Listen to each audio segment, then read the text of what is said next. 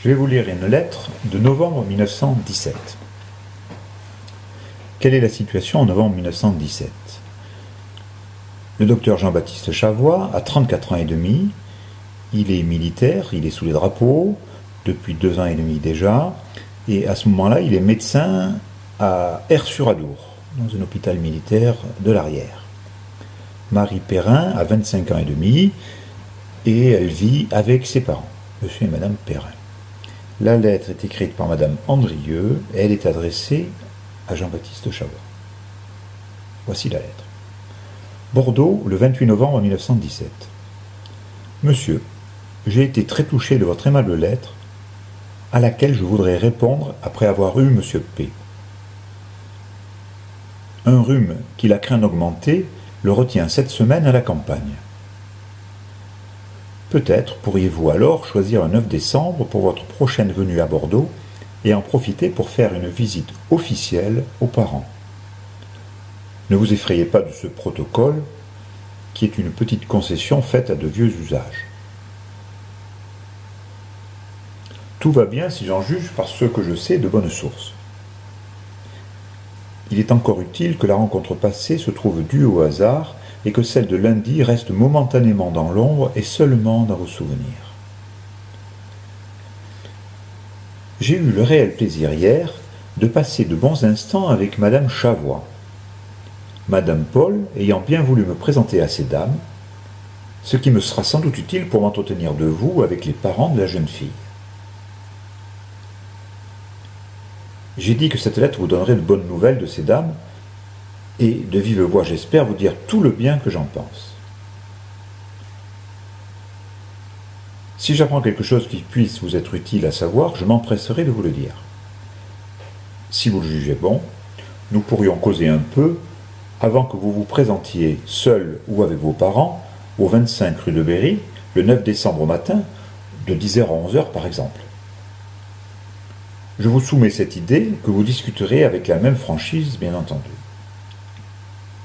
Une bonne nouvelle qui va permettre un vrai séjour ici à partir de Noël, c'est l'entrée d'un régisseur qui dispensera le propriétaire de voyages fatigants et ennuyeux.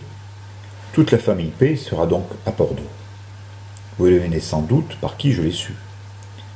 Mais je ne l'apprendrai que par les parents. À bientôt, monsieur. Veuillez croire aux bons souvenirs que mon mari et moi nous gardons. Très heureux de vous connaître. Et, vous le savez, la sympathie ne se commande pas. Signé E. Andrieux. Post-scriptum.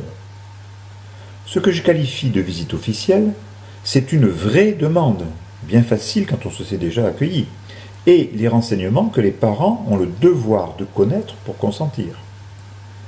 De même qu'ils vous doivent, eux, de la situation faite à leur fille, sans que vous ayez à la demander.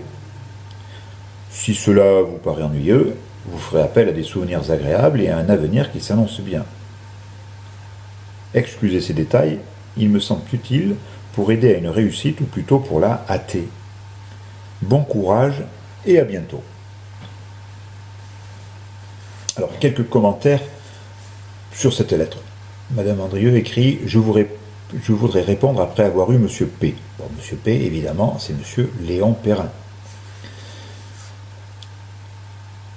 J'ai eu le plaisir hier de passer de bons moments avec madame Chavois, madame Paul ayant bien voulu me présenter à ces dames. Madame Paul, c'est madame Paul Chavois. Paul Chavois, c'est le frère du docteur Jules Urbain Chavois, le père de Jean-Baptiste.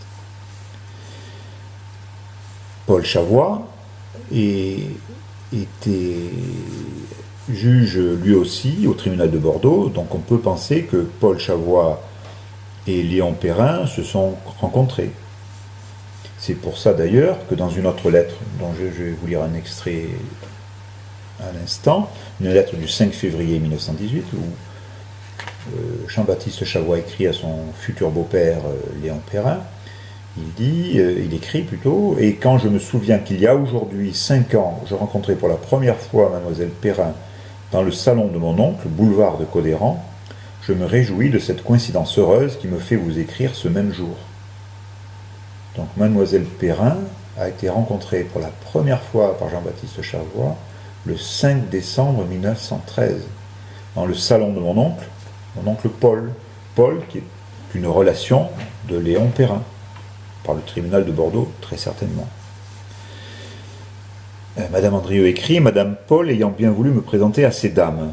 Ces dames, c'est Madame Chavois, la mère de Jean-Baptiste, et Mademoiselle Chavois, la sœur de Jean-Baptiste Chavois. Marie-Thérèse, dite Mariton, dite Maton.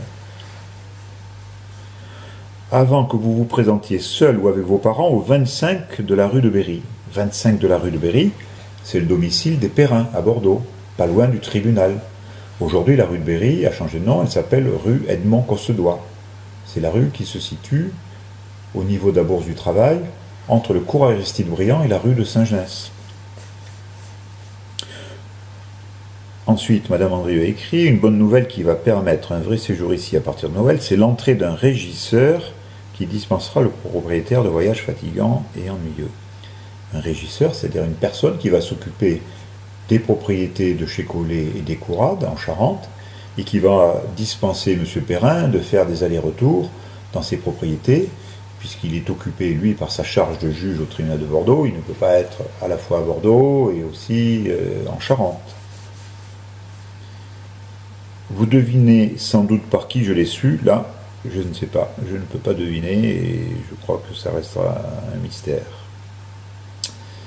Et enfin, Madame Andrieux, c'est ce qu'on appelle aujourd'hui une entremetteuse. Alors je ne sais pas qui l'a missionnée, qui a voulu qu'elle se fasse le lien entre les familles Chavois et Perrin. Comment elle est arrivée là, nul ne le sait.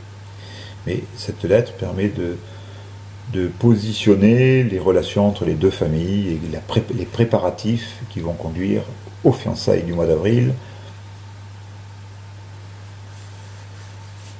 et au mariage qui s'ensuivra.